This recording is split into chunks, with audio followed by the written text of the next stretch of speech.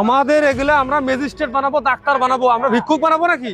হ্যাঁ, ফুটফুটে বাঁচালে বয়স কত, 10 বছর, এলে দিয়ে ব্যাগ টানাচ্ছে, বস্তা টানাচ্ছে কেন? গ্রাম কালেকশন। আপনার সন্তান কই? আমার সন্তান বাড়ি। আপনার সন্তান বাড়ি? আমার তো ছোট। আরেকজনের সন্তান আনছেন কেন? কোনো বাচ্চা, শিশুদের কোনো কালেকশন নাই। তো আপনারা যখন মাদ্রাসা দিবেন অবশ্যই 5টা মানুষ, 5টা ছেলে, এতিম বাচ্চার লেখাপড়ার খরচ চলার মতো দক্ষতা কমিটি থাকতে হবে।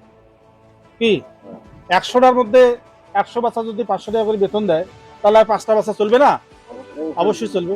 তাহলে আমরা কেন, কি উদ্দেশ্যে, কার জন্য আমরা এই যে বাচ্চাদেরকে নিয়ে আমরা মাঠ পর্যায়ে গ্রামে গ্রামে দাঁড়া দাঁড়া আমরা করতেছি? এরা আমাদের ভবিষ্যৎ না?